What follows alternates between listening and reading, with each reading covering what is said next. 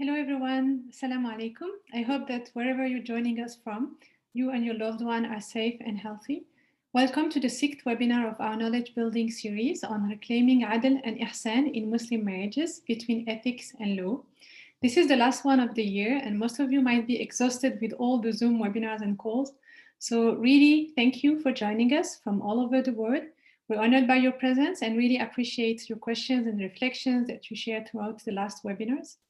Through this research initiative and these webinars, we want to have constructive conversations with scholars, activists, everyday Muslims with different views and perspectives to redefine our family relations towards more cooperation, more equality, more mutual care, and more giving. The first webinars looked at marriage from a fiqh, historical and legal perspective. Our last webinar featured Dr. Faqihuddin Abdul Qadir, who shared with us some insight on how to develop and apply an ethical context-sensitive reading of the Hadith tradition. And if you missed this webinar or the previous ones, you can watch all of the recordings in Musawah's YouTube channel. Today, we have the honor to have with us Mrs. Yasmin Amin, who will take us through a lively and insightful journey about Hadith and Muslim marriages in conversation with our dear advocates Nada Nashat and Mulki Al-Sharmani. I believe we have all of the ingredients for an exciting and enlightening webinar that hopefully will speak to some of the pressing issues in your different contexts. But before I hand over to my colleague Mulki Al-Sharmani, who will be the moderator for this session, I have a few housekeeping items to share with you. The webinar is also being live streamed via our Facebook page and will be available on our YouTube channel. Participants joining us on Zoom will be able to ask questions using the Q&A button at the bottom of the screen. So please, throughout the webinar, don't hesitate to send us your questions. If we don't get to your question during today's webinar, please don't hesitate to get in touch with us via the email that is on the screen right now. Please use also the chat function if you are experiencing any technical difficulties, and I will be there to assist you. In the chat box, we will be sharing some resources, any reference material that the speakers refer to, and we will share them in our website as well afterward.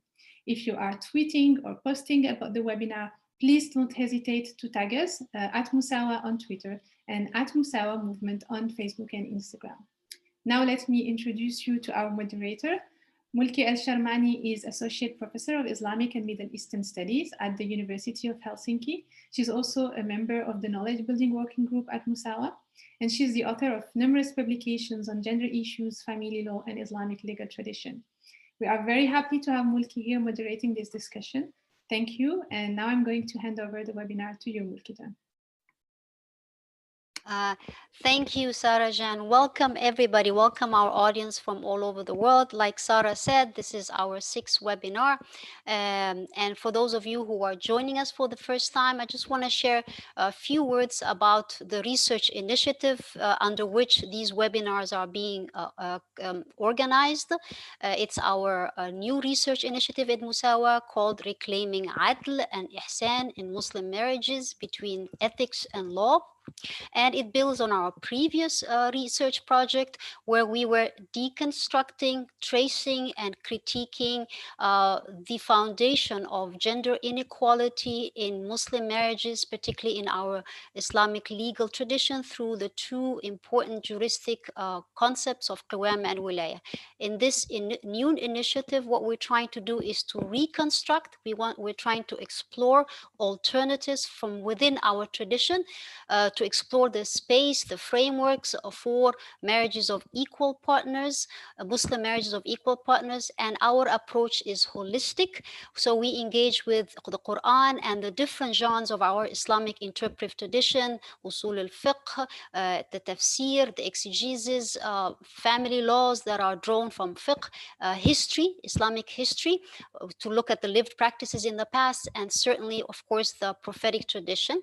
So like my colleague Sarah said, we had our first one on the Hadith in the last webinar, and we're very happy today to have with us Yasmin Amin, who will be sharing with us the paper she's working on as part of this initiative. And her paper is called "Your Wife Enjoys Rights Over You, or Does She?" marriage and Hadith. I'm going to be introducing my colleagues, Yasmin Amin, and our discussant, my other colleague, Nada Nashat, and then we will start. So I'm very happy to introduce Yasmin, who's a dear colleague and someone with a lot of expertise in Hadith. She's Egyptian German. She is very close to defending her doctor dissertation now. She handed it in, and so it's at the very last stage, and has worked on topic that is very relevant, called humor and laughter in the Hadith. Yasmin at the Exeter University in the Arab and Islamic Institute. Yasmin also has a postgraduate diploma and an MA in Islamic Studies from the American University in Cairo. She works on early Islamic societies, on early Islamic texts, on a wide range of Islamic texts, but particularly with expertise in the Hadith. And she's the author of a forthcoming book, which I think is a very important book, and many of you will agree with me, and I'm really looking forward to it coming out, called Musannad Salama and the factors affecting its evolution. She also is the co-editor with our colleague Niveen Rida of a book that just came out now, and please check it out, called Gender Justice, Processes of Canonization, Subversion, and Change.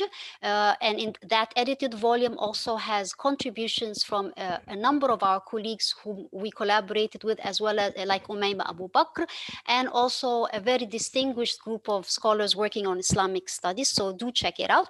Now, also, we have our colleague, the discussant is Nada Nashat. Nada is an advocacy coordinator at the Center for Egyptian Women's Legal Assistance, known as CEWLA, a very important NGO in Egypt working on family law, among other things. She was also a member of the Musawah's International Advisory Group in 2016 and 2017. Nada has been in charge of organizing a lot of campaigns in the field of human rights and women's rights. Also took part in many conferences and meetings regionally and internationally on these issues.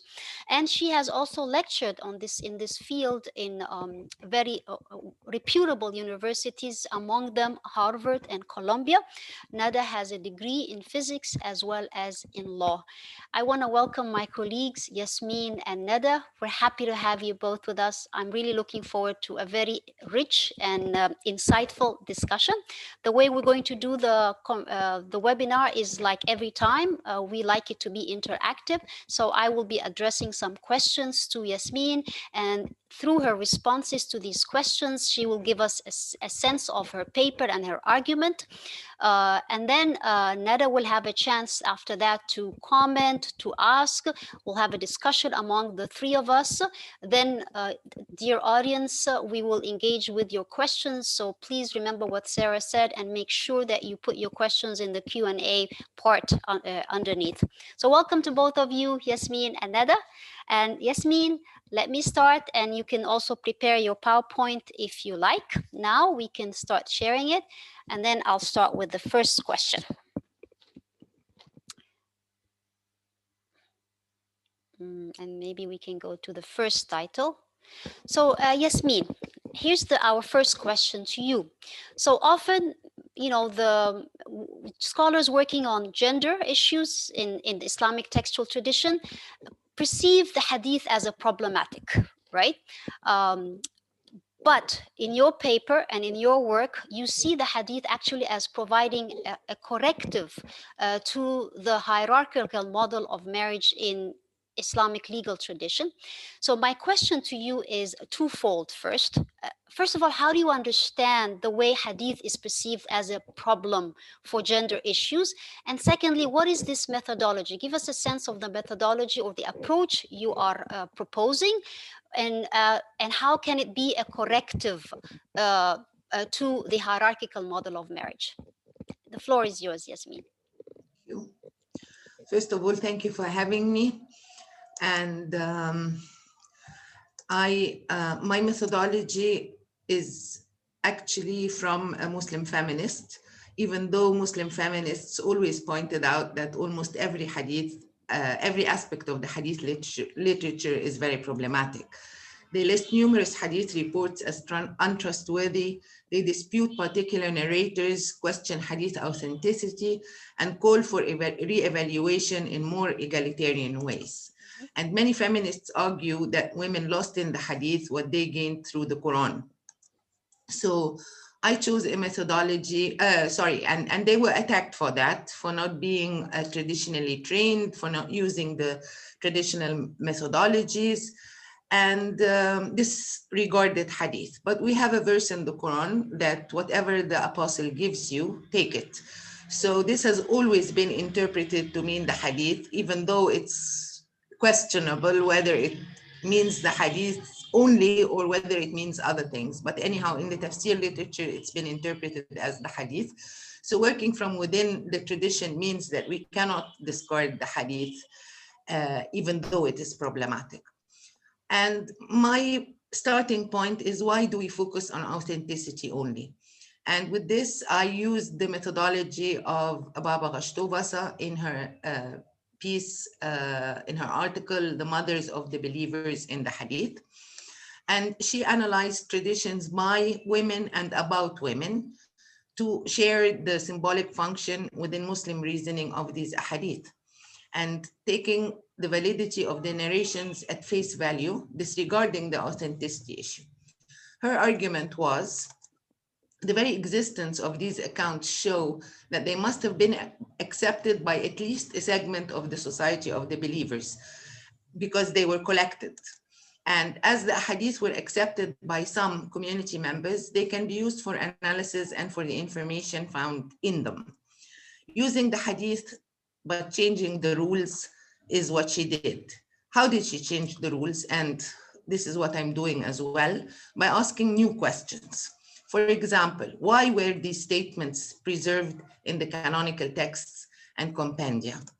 And what are the symbolic functions intended by such narrations? And what is the tone of the statements attributed to the Prophet? So were these statements meant to be prescriptive or rather descriptive? And if they were prescriptive, then they should have led to the imposition or enforcement of a rule or method in legally established in jurisprudence. And if they were descriptive, then we go back to verse 33:21 that we have in the Apostle of God, an excellent exemplar. Therefore, he needs to be emulated. So they also should have been included in fiqh.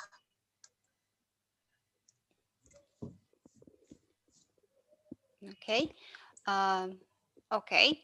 So, Yasmin, hang on. Yeah, I'm unmuted. Yeah. Okay. So you are adopting the same questions as Barbara. So, and so you're saying what we need to do is get out of this binary of prescriptive or descriptive and ask new questions.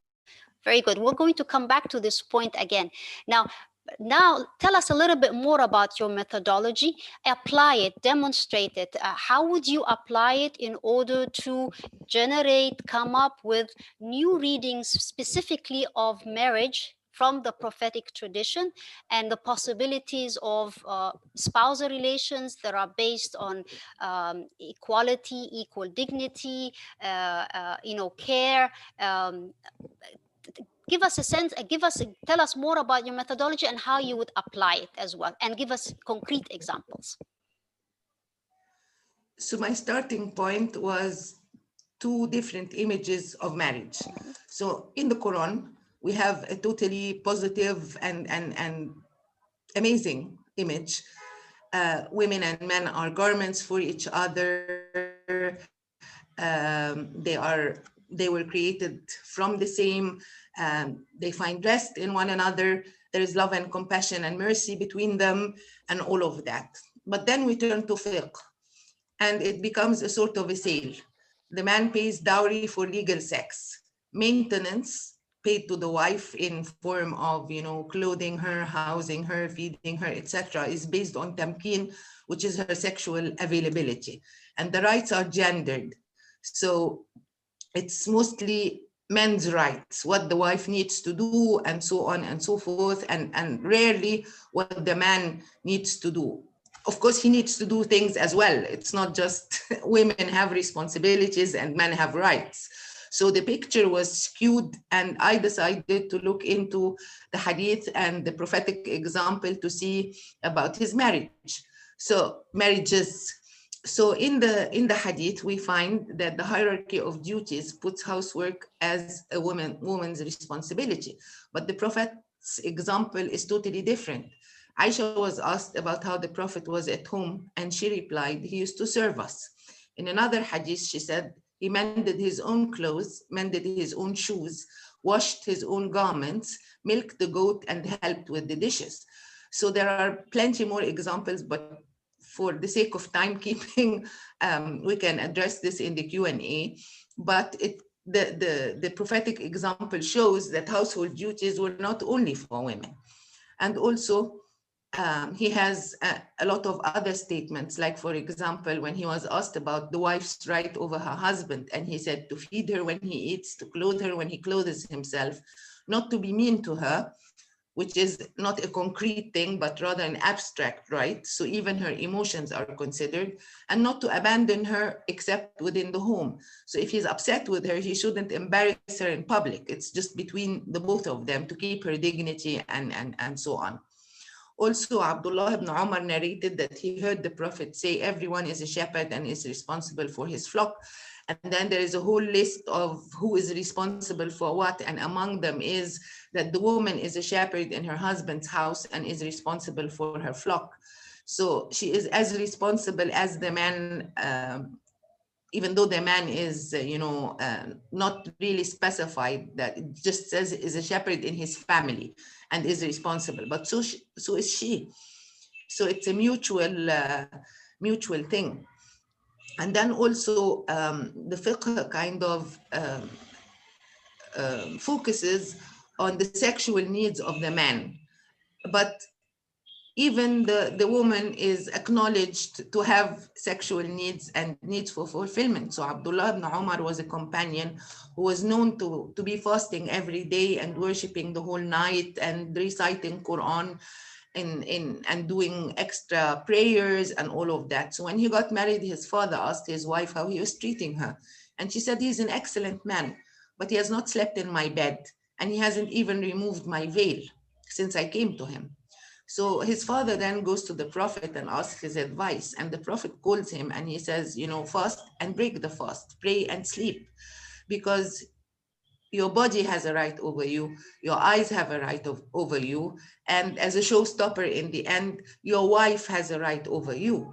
So even that was acknowledged as a right, not just from the fiqhi perspective of only men having rights to have their sexual needs fulfilled. But there are lots of pieces of advice, like, for example, Uthman ibn Maz'un came to the Prophet and said that he feels shy for his wife to see his nakedness, his awrah. So the Prophet replied with the Quranic verse, why should that be when Allah made? So that is, it's kind of sweet. And Ibn Qudama quotes the Prophet saying, do not start with the intercourse until your wife feels the desire just like you, because otherwise you will fulfill your desires before she's even there and ready. And also Anas ibn Malik reported that none of you should come onto his wife like an animal, but rather there should be a messenger first. And then when he was asked to define this messenger, he replied, kissing and sweet words, what we call today foreplay. And finally, the Prophet is reported to have said, when a man has intercourse with his wife, he should strive to satisfy her. When he fulfills his need, he should not hurry until she fulfills hers. And in another version of the same hadith, there is an addition saying that withdrawing prematurely causes harm to her from preventing her from fulfilling that need. So the wife's needs, whether it is eating, drinking, being clothed, having a home, being treated nicely, not facing any mean actions, and her sexual needs are all included in the rights she has from her husband. Okay. And okay, so also I think were there particular hadith that speak also to the wives' roles in the public role that you want to shed light on, Yasmin? Excuse me? I mean, also, are there a particular hadith that shed light on the wives' roles, the wives affirming the wives' role in the public sphere that you would like to share with us at this point as well? The public sphere I actually have at the end. At first, Okay. I was going to address the women unfriendly ahadith, if you Sure. don't mind. Absolutely. Because they are very well known and so- repeated all the time. Okay, so what we get from here is very much, you made a very strong case how we have a lot of hadith that first of all question the gendered spousal roles that we have in the fiqh model, right? That men, just husbands, just like wives, did the domestic work at home. And then you also have a very interesting hadith that we're familiar with, but also very important and rich part of the tradition that affirm women's sexual needs and rights in marriage, as well as the other needs. Okay, so but Yasmin, one could counter argue and say, well, this is selective approach. You are sharing with us the good ahadith. What about the other ahadith we are all know very well that that are problematic, and some of them can be even read as being straight out misogynist? How would you deal with those kinds of ahadith? Can you take us through that? Yeah, so we have the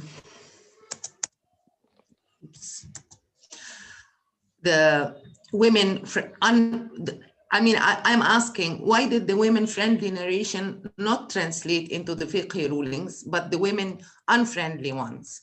So in phrasing women legal's right to maintenance in general, it was tied to tamkeen in fiqh, but not in the Prophet's example.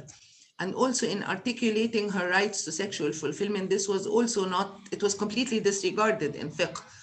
Even though I have to correct myself that Al-Ghazali has a section in his Ihya Ulum al-Din where he argues that a wife has the right to sexual fulfillment once every 4 days, and he bases that on the idea that a man can marry 4, so if he is equal, then her turn will come every 4 days. And I have many more examples, but we can deal with that later. So why did fiqh focus on a hierarchy, on men's rights and women's duties? And why did fiqh ignore the Prophet's statements about women's rights and men's duties? And this is also the section that you asked about the public spaces, because the Prophet also had his wives do things in the public space. So for example, Salama, she was his political advisor on more than one occasion during the Treaty of Hudaybiyah, during and after the conquest of Mecca. And he took her advice twice, in spite of it contradicting his initial preference. So in Hudaybiyah, he wanted to do one thing, and she advised him to do something else. And he took her advice, and it turned out to be right. And with Aisha, he also took her to see the Abyssinian dances perform at the mosque. He celebrated feasts with her in public. He participated in weddings with her where some girls were singing and dancing. And he playfully engaged with her in races, even though I believe that this hadith is forged to just emphasize her young age. As for the women demeaning hadith, I've selected a couple of very well-known ones where women are always fitna. So God created 10 parts of shahwa, desire, and he made 9 parts in women and 1 part in men. And if God had not given them haya, bashfulness, in proportion to their appetite, every man would have 9 women clinging to him, regardless of the logic behind that or the math. Then we have the very famous one that the Prophet said, if he would command human beings to prostrate to other human beings, he would ask the wives to prostrate to their husbands. And then one of my favorite ones is that if the husband wants intimacy and the wife is riding a camel, she has to like jump off and fulfill his needs. And this one is also one of my favorite ones, that if the wife refuses intimacy to her husband, the angels will be cursing her all night. And this comes in several different versions where the hierarchy is reinforced again and again. So how I deal with those is that I'm calling for a reform, because we need to reaffirm the gender rights, because fiqh claims to be based on the Quran and the Prophet's example, using qiyas and ijma', deductive analogy and consensus. Yet we have a problem, because the Quran paints a completely different image of marriage. The Sunnah paints the same image like the Quran, and we have to work with these women demeaning ahadith that go against the Quranic spirit. So what do? Faulty qiyas can be corrected, and the consensus is controversial in and of itself, because there is no agreement on what a consensus actually is, whose consensus it is, how long it is valid for. Is it just for a certain period of time or for all eternity? So what do we need? We need new qiyas using the same methodology that the traditional scholars used, and also the new methodologies that give us more room to work with such problematic ahadith. And we need a new consensus, because we shouldn't be held hostage to a consensus that was done many centuries ago. And we definitely need an overhaul of fiqh to correct the faulty qiyas. And how do we do that? We do that by asking the new questions. So for example, why were these statements preserved in the texts? And this applies to both statements, whether the women unfriendly ones or the women friendly ones. We need to find out why they were preserved. It seems that part of the community was for adla and ihsan and anti-misogyny. And what are the symbolic functions? To restore certain rights, or to shake this hierarchy that was created, or man-made rather, and emphasis here is on man. And also, what is the tone of this hadith? Because we have all the women-friendly ones where the tone is very similar to the Quranic spirit of egalitarian and mercy and love and all of that, which directly contradict the women unfriendly ones, where women are hardly more than slaves, which is not from the prophetic example. And at the end of the day, the prophet was a balanced man. He wouldn't say something and it's direct opposite. So we have to work with these things. And of course, the Quran is our guidance first and foremost. And does this mean we're back to whether these hadith are authentic or not? No, we're not back, because whether or not they're authentic is really besides the point. I mean, if we use the old traditional methods of hadith criticism, then we can look at the narrators and see who is trustworthy and who isn't, and maybe shed light on the authenticity. But the new methods take all the other things into consideration, so we have a more broad outlook. Mm-hmm. Yeah. Thank you, Yasmin. I mean, let's stay on this slide just for a minute. So this is, I think, a very, very important slide, and it really gives us an insight into your methodology. So what I hear you saying is that what you are proposing a layered methodology that has different elements, and one of it is also to take into consideration actually the process of recording these ahadith. You know, it's sort of like a conversation or a debate among these communities. So why were there these problematic hadith as well as the positive ones? What does that say about how these communities were actually grappling with which values to prioritize and not? So the process is important. I hear you saying that. And then also the relationship between the Quran and the Sunnah and the Hadith. So taking it back to the Quran, how does it speak to the Quran? And then you're saying, okay, we could look at the issue of authenticity as well, but let's not be boxed in there. Let's not be trapped in there. There's a lot more that we need to do. Is there anything you want to add before we open the floor to Nada? We bring in Nada to the conversation. Well, I also want to add that the context is very important, because this is usually not taken into consideration when we are studying things. We tend to study, you know, a hadith or whatever in a vacuum, but the context is very important, because forgeries, hadith forgeries in particular, are acknowledged, and they were, certain hadith were forged for certain reasons. So if we take the context, whether it is historical, ideological, even economical, because some people were paid to work on hadith, military, you know, the urf or the customs of newly conquered territories, all this seeped into the hadith to create certain legal rulings, because Shafi'i articulated the Prophet's authority, and the jurists were bound to work with the text, whether it is Quran or Hadith. And also we need to remember that the Quran is the top, because the first Hadith critical methodology of the Usuliyun, the first Hadith scholars, was to actually see whether the Hadith gelled with the Quran or was anti-Quran, or said the opposite, and then it was disregarded. But then, you know, due to political reasons, they accepted all sorts of stuff. Yeah. So this is important to remember. Good, important points, and I'm sure we'll have more. Nada, let's bring you into the conversation. Please share with us your comments, your questions for Yasmin. Thank you so much. I enjoyed the presentation so much. Hope you can hear me quite well.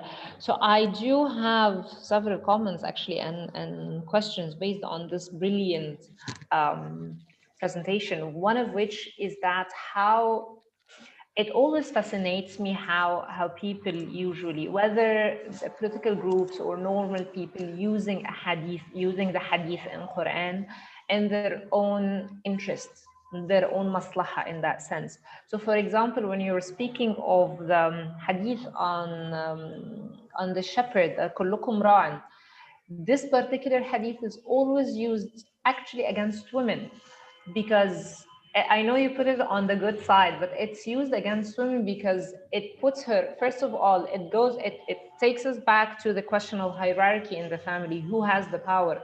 And in that sense, I loved how you analyzed it as a woman has a powerful role in the family, like she's the head of the family, while in fact in reality, what people would suggest is that no, this is her role to stay at home. She should not go out. And that analysis, I loved how you analyzed it, because from a different, as we were working on the ground, that was completely different. Like we had a completely different view. So I loved that so much. So I wanted to highlight it. And also I loved the fact that you see, like you have this positive analogy, positive methodology of redeeming and correcting, or at least see the interpretation where how the text itself, it might interpret itself, or take us to another understanding of how classical interpretation came to us as well. And this takes me to actually the part where you say misogynist hadith. So with the misogynist hadith, actually, it's also fascinating how it always equates women to weak, as a weak human being.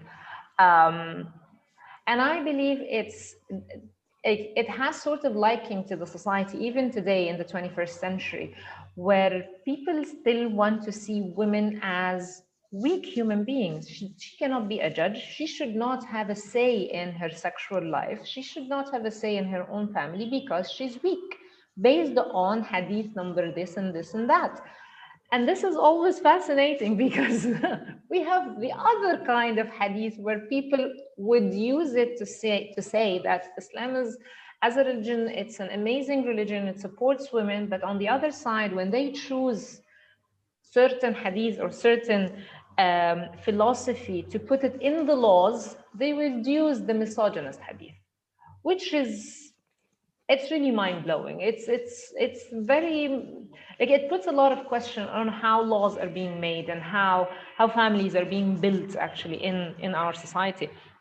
And this takes me to the power of hadith. How come the hadith has so much power, even over Quran sometimes? And unfortunately, I do believe that I remember that one of the sheikhs, if we can call him a sheikh in that sense, he was saying if there is a contradiction between hadith and Quran, then we should go to the hadith. And this was also like, no, this cannot happen even from a logical point of view, because Quran is there, it's preserved over the years. While hadith, we still, like, there is still a debate on it somehow. So but this is what he said. But this is also, maybe it's a question for you, Yasmin, to answer how it gained so much power. Hadith, how it gained so much power. And then my other point was on the Hadith al-Shahwa, the women, where women have they have nine parts of shahwa and the man has one part of shahwa, and then they argue for polygamy. It's like, it's mathematically not logical. Mathematically, this is not true, because if we took the same hadith, we can actually argue against polygamy, because that means women would need more men, not men needing more women. And so how come they believe in that hadith? This is also another, comment or a question, whatever, how we want to put it. And I loved how actually where Prophet Muhammad, how Sayyidah Aisha, or the hadith where it portrays his own life, made him so human. While in fact, we're always asked to look at the misogynist hadith, or to act as unhuman beings. And this is not, and this is where it puts us here, because you're supposed to follow your husband, you're supposed to kiss his feet, you're supposed to submit to him whenever you submit to him whenever and this is completely contradicting to the Quran, because in the same analogy, if we're going to this, it makes more sense that the Prophet would say this for parents, not for the husband. But anyways, let's not get into this point as well. It contradicts the Quran, it contradicts reality, because in reality, they both share responsibilities, they both share the duties, and they do fulfill to their families almost the same roles. And even in our laws, usually they look at, like, they trust women with responsibility. So for example, in the Egyptian law, women are given custody first. They have the right to alimony first, like the support from, during COVID, for example, the support from the state, it went to women, because they believe women have the power, or women are able better to manage the finances of the house and manage. So this is how our reality, this is the reality.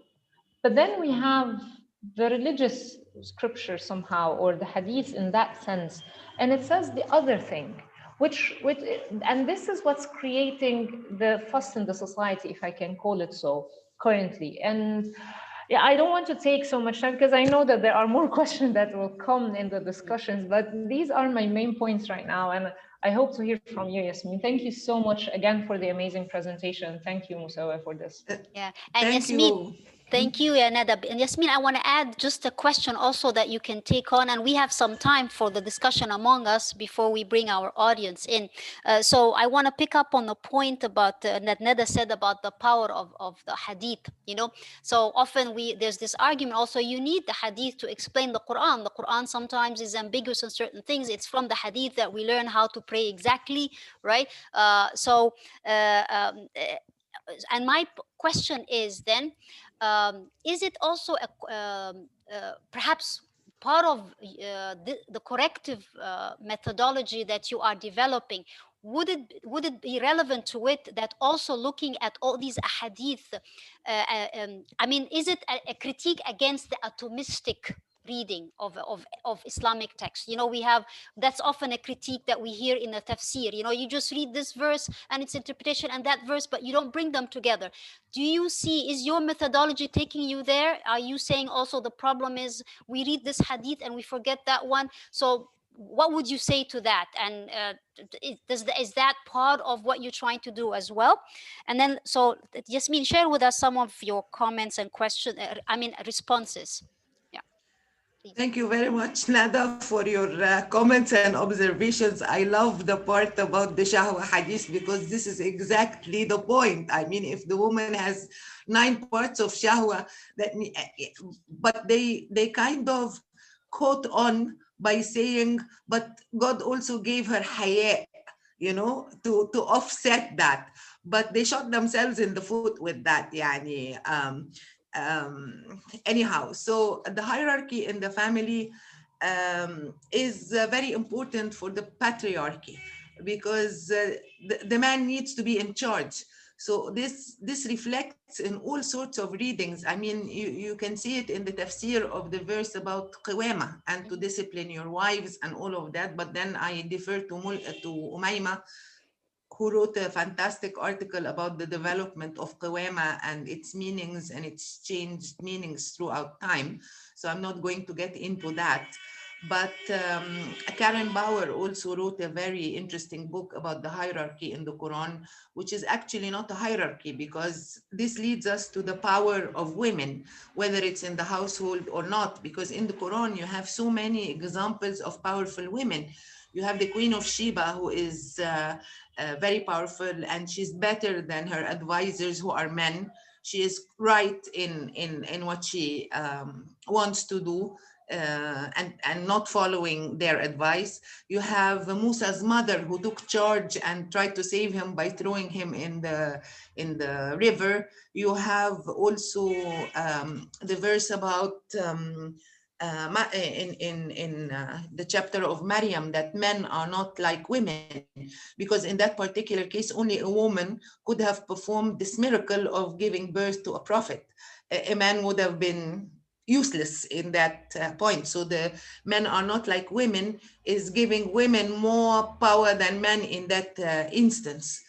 So the power of Hadith is coming from the patriarchy and what I call the culture of the lower half. The men kind of, or not men, but the jurists kind of focused everything on sexual needs and sexual gratification. And one of the examples that really pain me is when you read in the fiqh books that a man doesn't have to bury his wife because the benefit has ceased. The shroud is not clothing and the grave is not housing. So, and then the discussion in the books makes you sick, because then, okay, fine, what are you going to do with the body? Right? The body needs to be buried. Okay, so her children bury her. Okay, fine. What if she doesn't have children? Then her parents bury her. Okay, fine. If her parents are deceased, then the state buries her. So, all the years of love and compassion and mercy and companionship in the Quran, they evaporate because the man has no longer any sexual benefits. I mean, it's ridiculous, and it's really sick. The power of Hadith came from Shafi'i when he articulated the authority of the Prophet and kind of limited the articulation of juristic rulings and so on to a text. So we all know that the Quran is finite. It has 6,300 plus verses, and that's it. And the Quran is very vague in certain areas so that it enables it to be valid for all the people in all the times. So when you say, for example, that we need hadith to pray, actually we don't need hadith to pray. There is no hadith that explicitly tells you how to pray. It is actually the Sunnah, the example, the tawatur of how he prayed with his community that shows us how to pray. So, but at the end of the day, I am all for keeping hadith because of the verse, مَا أَتَاكُمُ الرَّسُولُ فَخُذُوهُ. We have to work with what the Prophet gave us. And whether we like it or we don't, he gave us hadith. Now, I'm not going to discuss the proportion of the forged hadith versus the authentic hadith. But I mean, even Sahih al-Bukhari, which is said to be the most authentic book after the Quran, it does include full hadith. I mean, there's no way around it. But also the sheer number. I mean, when you read the legends about al-Bukhari, that he studied 1 million hadith to find out the ones that were sahih and the ones that weren't. 1 million hadith, if you divide that by the 20 or 22 years that the Prophet was with us, and mathematically, then you will find out that he actually is supposed to have said a hadith every 13.4 minutes. And you're welcome to do the math yourselves. But and this is 24/7. So when did he receive revelation? When did he go to war? When did he teach people things? When did he do Friday prayers, sermons, marry these women, play with his grandchildren, take a bath, eat, sleep? It's not possible. It's humanly impossible. And I am not for complete deconstruction, because if we deconstruct our heritage, we have nothing to work with. I am more for deconstruction/reconstruction, more like selective. I mean, al-Bukhari said he was sifting the hadith to find the sahih ones. And we now have more methodologies and more theories, critical discourse analysis, historical, many more theories from a multidisciplinary pool that we can use to actually re-evaluate the hadith. And I'm not claiming to be an expert. I'm still a student and I will always remain one. But the most important methodology, I mean, the traditional hadith scholars had 12 different methodologies to do hadith criticism. And one of them, the most important one, was to do the Quran. Because as Nada so rightfully, and you also pointed out, that the Quran is a divine text. So we cannot have a hadith be put over the Quran and abrogate parts of the Quran. That's a no-no, a big no-no. But of course the shuyukh, or the so-called shuyukh, as you said, Yanada, they do this because this gives them power, which is also one of the points. I mean, in Islam, you don't have clergy. The Quran says over and over again that your relationship with God is direct. So why do I need to put someone in the middle between me and my God? But this is also done in the tafsir. When you read the particular verse about qawama, it's always saying that it puts the husband above you, between you and God. But no, because you have other verses that say, you know, the women have, they will get the rewards for what they do, like the men get the rewards for what they do. So there is a more of an equality, not a hierarchy. But also, I just remembered there is a hadith about a powerful woman. I mean, the Prophet said to take half of the religion from Aisha. Whether or not this hadith is sahih, I don't want to get into that right now, but he put her out there as someone very knowledgeable about the religion, and people to take their knowledge from her.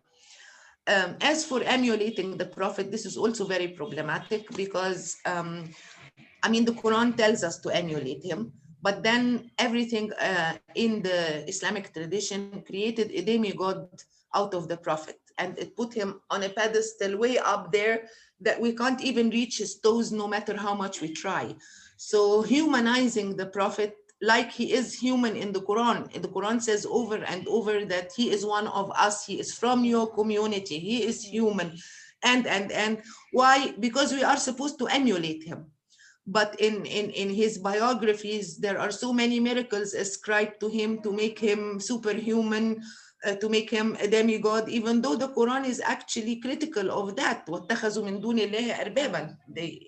So This is another point that I wanted to add, that we need to rehumanize or restore the humanity of the Prophet and the companions and his wives and everybody, so that we are more able to emulate them and take their example. Yeah.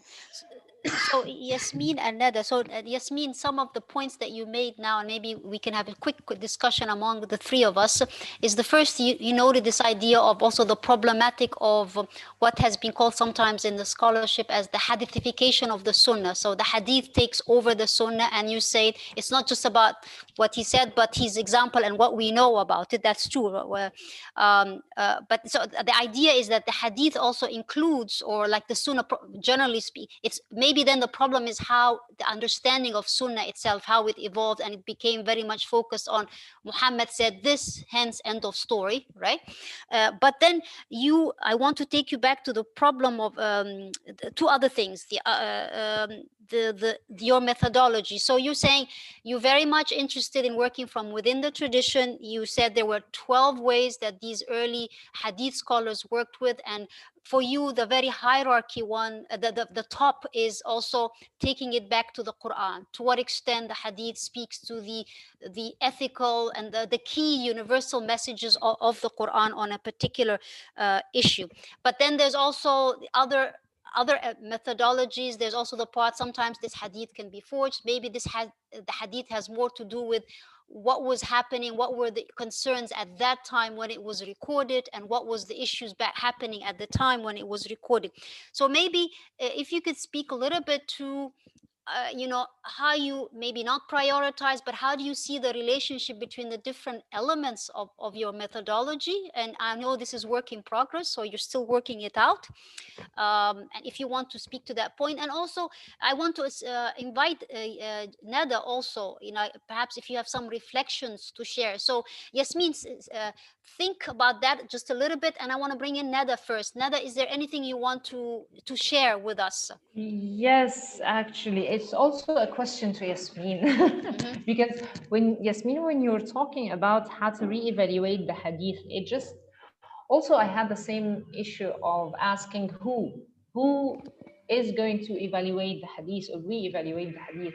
Because the problem, if I'm going to, like, I can understand it from a scholarly point of view, but from, let's face it, the current religious institutions around the Muslim world, or the current scholars who are somehow monopolizing the religious discourse, there is a problem with their own ideology regarding women and gender as a whole. So by re-evaluating the Hadith, yes, I would understand that they might accept certain pro-women Hadith in that sense. But the more controversial, more progressive, open-minded, we can call it whatever, in that sense, Hadith that would promote for further rights for women and children, I do believe from the reality that we're seeing, they are not going to back this up. In fact, they are going to say that this is against main principles in Islam and main principles in the Quran. So they would actually argue that, well, this Hadith is weak because if you did so as a man, you will be a dayuth, for example. And this is something that's becoming, that I've seen on social media, and people are discussing it right now. So the question is really, who is going to do this with no with no background whatsoever? How can we save the Hadith in that sense? How can we save our heritage in this, with everything that has gone with politicizing the Hadith that much? How can we do so? That's beautifully framed, Nada. Yasmin.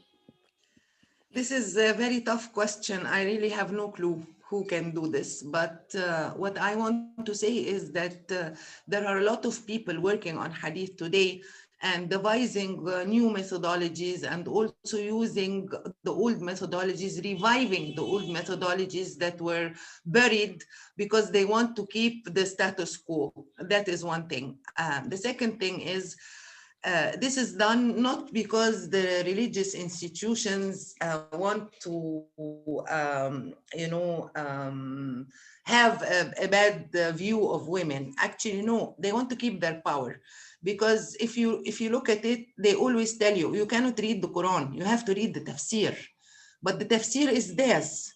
And you cannot disregard the Sunnah. And then they point you to Hadith, but the Sunnah is actually Sunnah Qawliya, Sunnah Fi'aliya, Sunnah Taqririya, and Sunnah Tashri'iyya. So you have 4 parts of the Sunnah: the behavior of the Prophet, what he ruled in certain cases, what he said, and what he abstained from mentioning at all.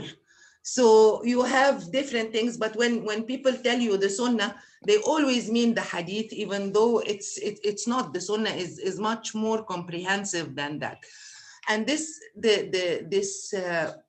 turning the Hadith into a sacred cow or into an idol, one of the asnam, is done deliberately. Because if you think about it, now that this status of Al-Bukhari as the most authentic book after the Quran, if you prove that the Bukhari collection includes hadiths that are not authentic, then Al-Bukhari will be on shaky grounds. If the Bukhari collection is on shaky grounds, by default, all the other collections that are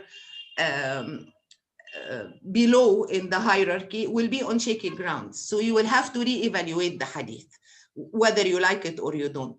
If you reevaluate the hadith, then you have to reevaluate the fiqh, because the fiqh claims that it is using the Quran and the hadith to do the rulings. You will also have to evaluate the tafsir, because the tafsir not only are atomistic, they are also using the hadith, even though there is a very important hadith that the Prophet said, which is completely disregarded, that he will not say what this means, because he doesn't want this meaning to be, that he doesn't want us to be stuck with this meaning, because the ikhtilaf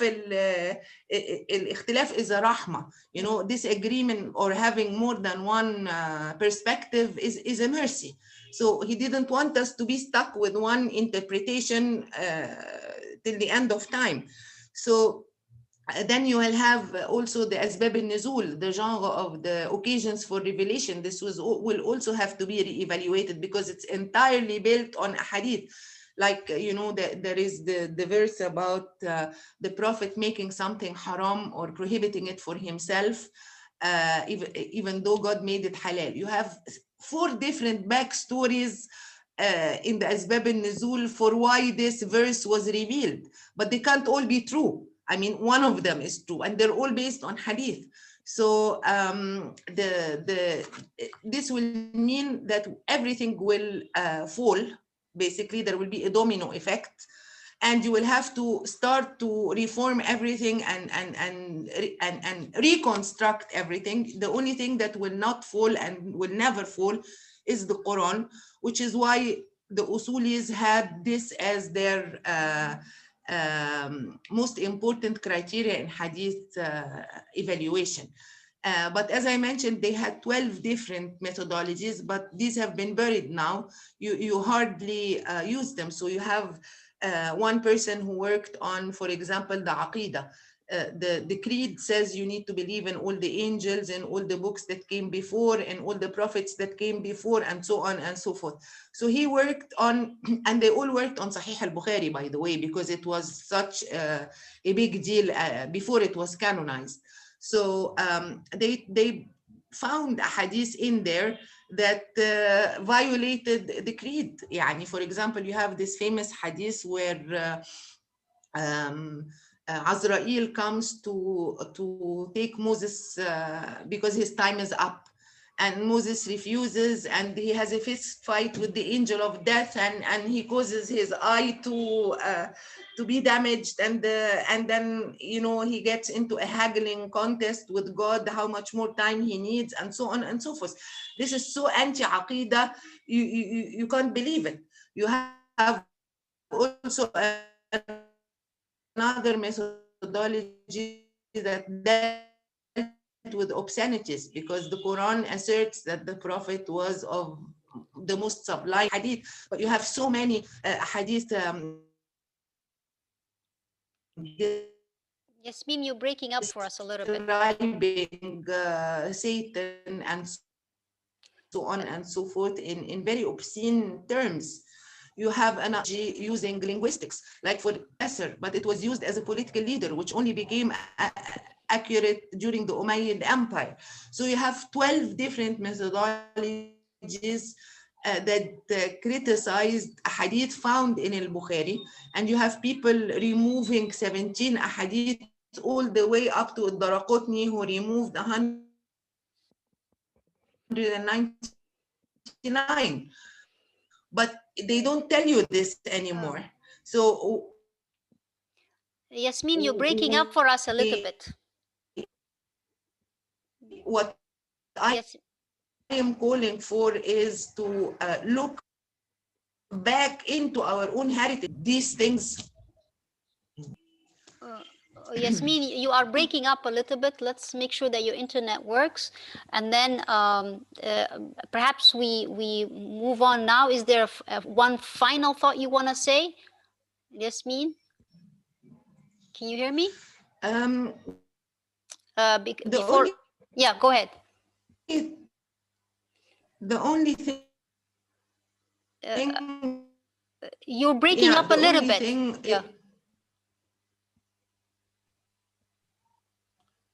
Is that we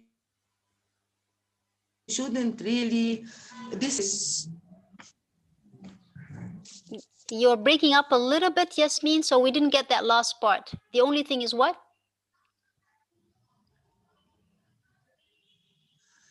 The only thing is that I want to stress that the heritage is not all bad. Mm-hmm. There are very good things. There are brilliant scholars who devised great methodologies that we just have to redeem, because they have been forgotten because the powers that be, or institutions, or the clerics. Point well received. So it takes us back to the point you said. It's not deconstructed, it's deconstructing and reconstructing and working from within the tradition. Critically engaging with it, but building on it, definitely. Nada, before we move to the Q&A, is there just one final thought you would like to highlight? No, I think right now I'm trying to give room more to the Q&As, because I can see that there are almost 11 questions right now. I'm not sure if we're going to finish on time, so I'll save it to other participants. Okay, perfect. So Yasmin, we have quite a few very interesting questions from our audience. So I would like to, on the Quran, on the Hadith methodology, the relationship between the Quran and Hadith, I will kind of like take advantage of my role as a moderator and actually start with the one on the Hadith methodology. So one of our audience is thanking you for your insightful analysis, Yasmin, and that person would like to know more about your method to address the symbolic functions of both the friendly and unfriendly hadith about women. Right? And then related to the Hadith methodology also, there's kind of like a comment and a question from another of our participants. Why do we need to limit ourselves to the authenticity? More important is the authority of Hadith as a second source after the Quran, isn't so? So do you want to address these questions related to the Hadith methodology? So elaborate a little bit more the issue, the part about symbolic functions and how that would work in friendly and unfriendly Hadith. And a little bit more, maybe speak to the authenticity issue and Hadith as a second source after the Quran. Yasmin. Okay, so the authenticity I've addressed already. I'll just add a few things that, whether a Hadith is forged or not doesn't give us much leeway to work with it. So it's either forged or it's not. Then what? Khalas, the issue is closed. But if we think more about why it was forged, which leads us to the symbolic function, then we have things to work with. So one of the new methodologies proposed and which was applied by several scholars so far is to not look at a hadith in isolation or to do like the atomistic reading of tafsir, but to take several versions of the same hadith and then put them chronologically based on the collections they were found in, and then trace the historical additions and deletions that crept into or were removed from the textual body, the matn of the hadith. So you will find, for example, that I'll give it away, but at the end of the day, the hadith served like social media, so to speak. They wanted to direct your attention to something, so they added it into the mat, or they wanted to shift your attention elsewhere, so they removed something from the mat. And I'll give you one example that was studied in great detail. It's the example of Hadith al-Kisa, the hadith of the mantle, where the Prophet takes his daughter Fatima, her husband Ali, and their children into his mantle, and he makes a supplication. So this hadith is very important for the Shia because of the rightful succession and so on. But if you study this hadith, you will find, first of all, 117 different isnads for this hadith in the Sunni corpus and equally many in the Shia corpus. So I limited my study of that hadith to 185, to all the isnads that end with Salama, because she was the Prophet's wife and she's more trustworthy than others. So I had 185 Shia versions of her isnad, and I had 200 and something of the Sunni versions. And then it's very interesting. So you find a focus about, for Yasmin, you're breaking up again. example, that the man was from another oasis, or it's from Yemen, or it is yellow or blue or black, or it's wool. It really doesn't make any difference what the mantle was like. But then when you look into history, you find that Fadak was a very huge issue. It was the Fatima's inheritance that was denied her, and then it was restored. And Fadak stayed in history. It was taken, put back into Beit al-Mal, and then given back to the heirs of Fatima and Ali, and then taken back, and so on, until in the mid-Abbasid times, it was turned into a waqf. So every time Fadak was given back, the mantle became Fadaki. And every time it was taken away, the mantle became something else, blue, velvet, wool, whatever, to shift your attention from the fact that the companions were not very, they were human. Let's put it this way. You also have times in history where Fatima is not mentioned, and it's just her name. It's just said the Prophet's daughter. Okay, we all know who she is. I mean, it's not a secret.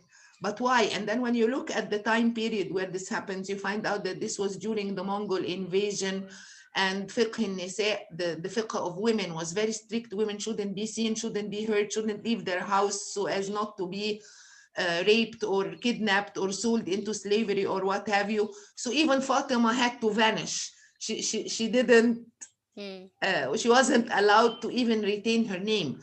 So there was a method to the madness in which the hadith were supplemented, corrected, changed, and so on. And I believe that this method is very important because this gives us the symbolic function. As I said, it was more like social media. You know, you need to focus on this, or you need to not focus on that. Like, for example, in certain time periods, Ali and Al-Hassan and Al-Hussein were not named. It was just said the Prophet's daughter and her family. Okay, fine, we all know who they are. Why were their names not mentioned? And then you discover that this is a time where the Abbasid Empire was surrounded from two sides by Shia empires, and they didn't want any mention at all of the Shia Imams, the first three, Ali, Al-Hassan, and Al-Hussein. So you shift the attention elsewhere. Then, so this is what I mean. We need to look at other areas and other methods to move forward and not get stuck into this authority issue or authenticity issue. Okay, so Yasmin, and I want to note that Nada has a question. I'll bring you in, Nada. I won't forget. But Yasmin, then would you say that you are trying to see how that methodology would work for you in dealing with the hadith on gender and on women? Is that what you'll be doing in the paper? You know, also, would it work for to just follow up and on this question? So would this work also for the ahadith on the women, the ones you presented to us today? You know, like the different narrations and how it changed. Is that something you are working on?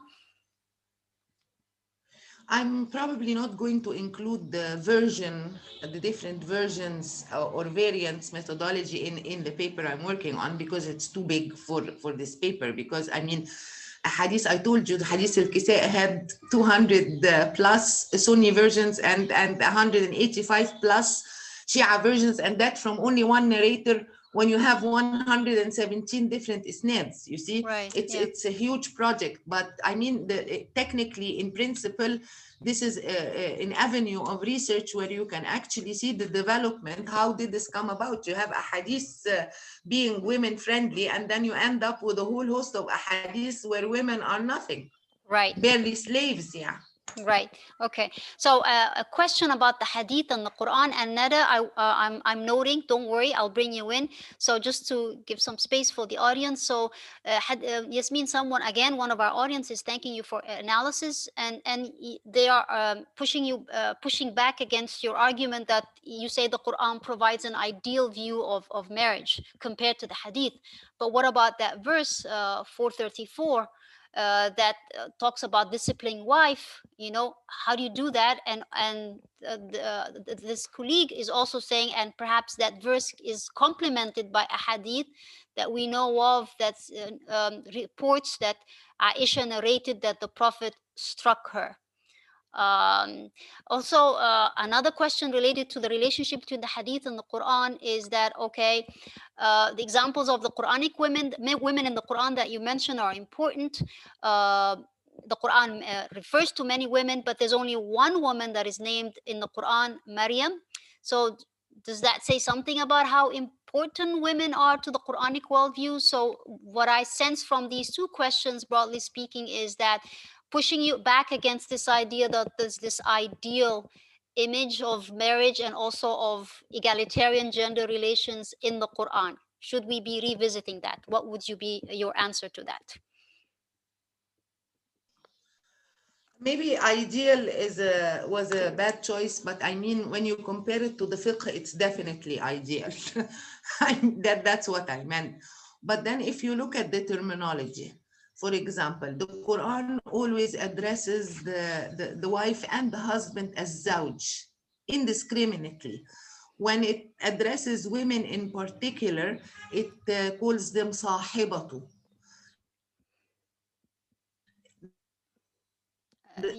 The one who accompany and take part.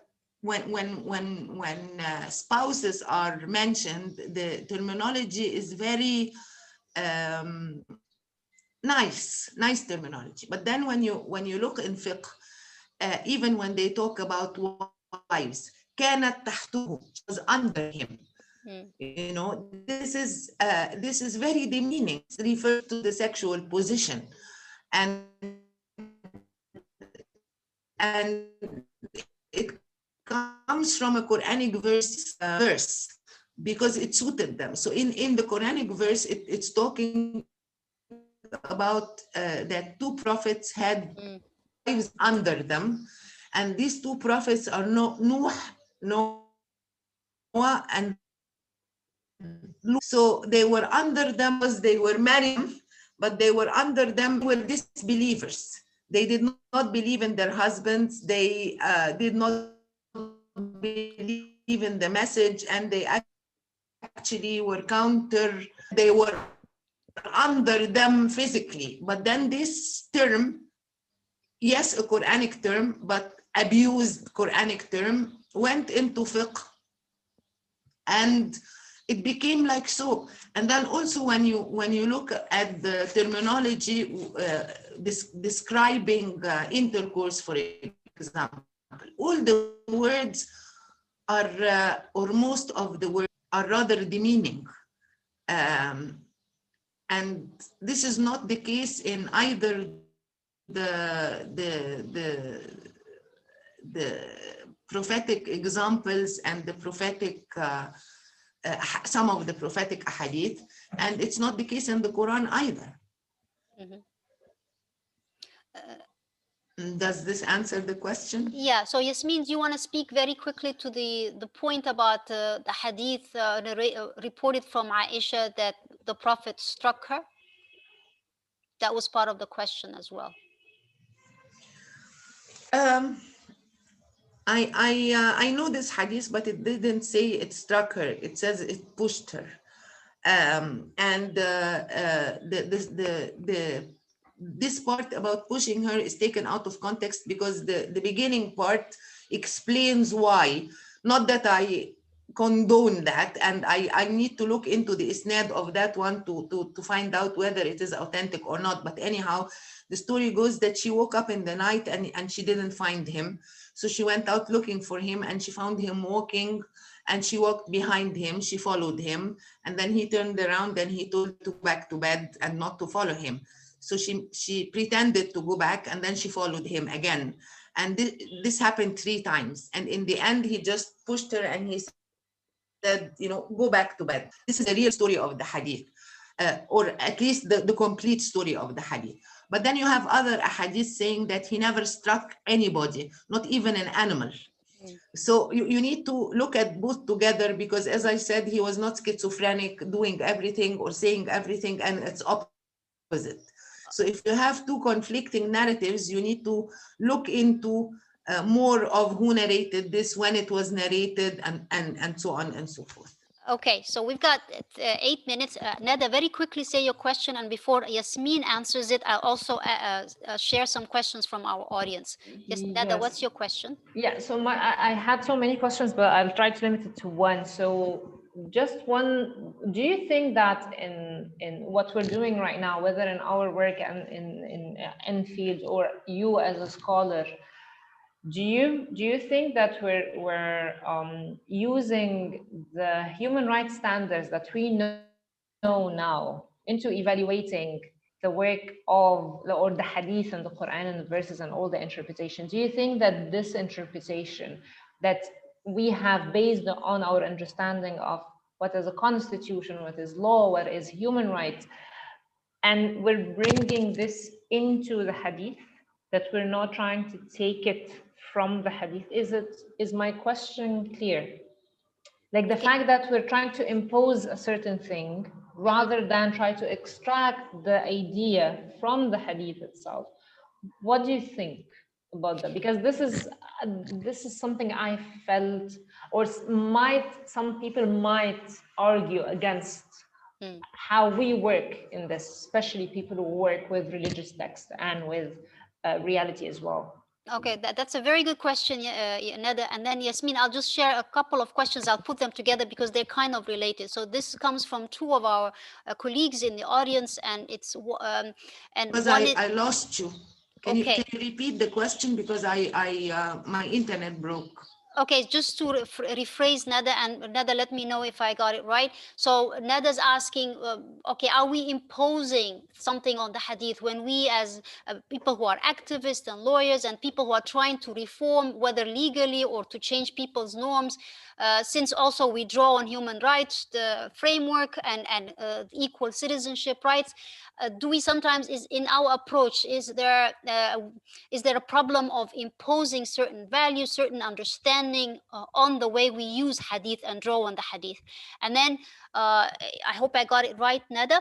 Now the other question is, a couple of our participants in the audience is also asking, someone says, my faith is very important to me, but there are these hadith which are very problematic and very misogynist. How do you find peace with the hadith? And related to that question, and maybe you can address all of them together briefly, is that people who work with women who suffer from domestic violence, and often women accept the patriarchal model of that we have in the legal tradition and say, I've done everything, I've been the obedient wife, but it doesn't work. How can you engage with women and have them see things differently, you know. So perhaps you can just share a few comments about that, Yasmin, in 5 minutes. This is a loaded question, and it's very difficult but I mean, first of all, nothing that comes from God is bad. So if I have problems with my faith because of Hadith, this is problematic, because Hadith is not from God. That's number one. This doesn't mean to disregard Hadith, but my hierarchy is different. It's the Quran first, and then because the Quran also advises us, you know, that God's words are the top priority, and they are the truth. So my faith, it's not that I'm a Quran only Muslim. No, I'm not, because I ما أتاكم الرسول فخذوه, which is also in the Quran. But then there are things that need to be investigated. For example, the hadith that the Prophet married Aisha when she was 6 and 9, which is very problematic, because historically speaking, she was neither 6 nor 9. I mean, if you look at the history books, she was born in Jahiliyyah. So that makes her 15 at a minimum, because he lived in Mecca for 13 years before the immigration, and he married her 2 years into the immigration. So if she was born in the last minute of Jahiliyyah, then she's already 15. So the 6 and 9 is very problematic. But then you can also argue, not from the historical point of view, but also from the hadith point of view, because you have so many hadith where Aisha says something, and then when you place this hadith in its historical context, you find that this happened in year 5 after the call to prophethood. So technically 8 years before she was married. So she couldn't have been born nor remembered this incident to report it if she was actually born you know, in the last minute of Jahiliyyah. So that already increases her age more than this minimum 15. So you cannot say that your faith is shaken because of misogynistic hadith. You have to look at each hadith in its own context, in its own time, who narrated it, why it was narrated, what was the purpose of this narrating this hadith. I mean, the hadith of Aisha's marriage, that she was 6 and 9, is very obvious what the purpose was, because they wanted to marry little girls. They even took this into the tafsir of other verses, like for example 65:4, that talks about the waiting period after divorce, and the verse says, and those of you who have not menstruated, and it's translated as if these are little girls. But you have other options. You have women who are pregnant and don't know it yet. You have women who are breastfeeding and their menstruation stops, which it does with some women. You have women who suffer from amenorrhea, who don't menstruate at all. So there are other options other than little girls, but they wanted it to be little girls. So there are, it's very easy to say my face is shaken because of the misogynist hadith, but there are so many methodologies to actually evaluate the hadith. But for lay persons, it's easy. The Prophet said, "Istafti qalbak," ask your heart. If it feels right, it's most probably right. And if it feels wrong, then we need to investigate this further. I hope that helps. Yeah. And do you have any final thoughts for Nada's point? Is there a problem of imposing certain frameworks like human rights or on the way we deal with the hadith? We here being activists, lawyers, scholars who are trying to bring about change. Is there anything you want to say about that before we close? Actually, human rights are not imposed on anything because they are already there in the Quran. I mean, the Quran is very tolerant. So actually, you can argue that human rights are part of the Quranic spirit and the Quranic message. So I don't see it as an imposition at all. Okay, brilliant, Yasmin. Okay, this was very good. So I just want to very quickly sum up some of the takeaways from this very rich, really webinar, thanks to Yasmin and Nada.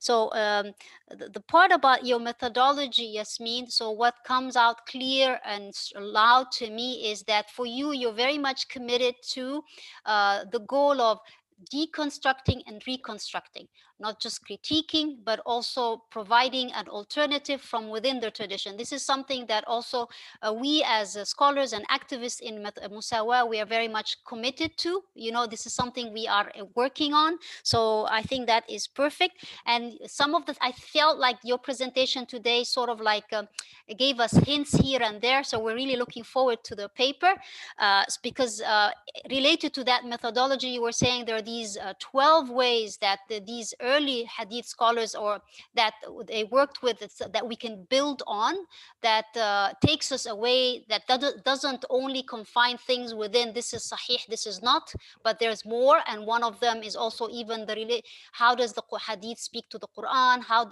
does it, is it true to the Aqidah, to the key theological principles we have? So perhaps we'll hear more about that in your paper. What's from the old that you are taking as a basis for your methodology? But you also talked about the new approaches that you are going to be using on the methodology, and it will be interesting to see more about how would the symbolic function or the issue of tone and the other elements, how would that work in you know, dealing with a hadith, whether positive or negative. And your goal is to get out of this idea authentic, not authentic, prescriptive, not prescriptive.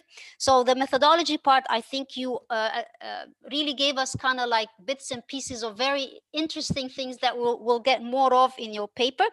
I think Nada pointed to the very important point of the power of hadith. Why is hadith so powerful in our daily religious discourse and societal discourse as a Muslim? But how is that a problem? But then taking it back to Yasmin's contribution, how that can be turned around and into something positive, hadith as a positive textual source. And for you, Yasmin, also the key was, again, to go back to the relationship between the Quran and the hadith. That's very, very important, and you were taking us all the way back to that. And then also the point about perhaps revisiting and doing away with atomistic approach towards the hadith, which is something, again, we are calling for, we scholars, researchers, students who are working on tafsir and otherwise. You know, you just don't take one hadith, but you look at all the various hadith. There's so much rich stuff in here. We're really looking forward to the paper, Yasmin, and to more discussions about this. And Nada, thank you so much for highlighting very important points, very good questions, and linking it to not only important ideas and intellectual things that were enrich the discussion, but also things that are very important for the work on the ground and how this is relevant for activism as well. Before we conclude, I think we have going to be doing, we want to thank our audience for your interest, for your participation, for the very important questions. And if you had other questions, we didn't get to everything. Please, we will share them with Yasmin and Nada. And if you have more, just share them with us in the email, and we'll make sure that they're addressed to Yasmin and Nada, and they'll get back to you. And I believe we now have the polling part, right? Yes, Sarah, and I hand it over to you. Yeah, thank you. I mean, thank you so much, Yasmin, Nada, and Mulki, for this extremely captivating conversation and really opening up our eyes to the complexity and richness of the Hadith tradition. I also want to thank our audience for your constructive, valuable questions to the speakers. And before you leave, so we just launched the poll, so we would like to ask you to please answer these 2 questions because we really value your feedback and we would like to take it into account. If you enjoyed this webinar, there will be more on the Sunnah and also Quran in January 2021, inshallah. So we hope you will be able to join us. So please check our website, follow our social media pages for more information. And I also would like to thank the amazing team that is supporting us in organizing this webinar, in particular Alex, Hishama, Suri, and the rest of the Musawah team. And the recording will be available on YouTube in the coming week. As Mulki said, if you have any follow-up questions about the webinar, and if we didn't get a chance to address yours during today's webinar, you can email us at sarah@musawah.org, and we will make sure we convey that to our speakers.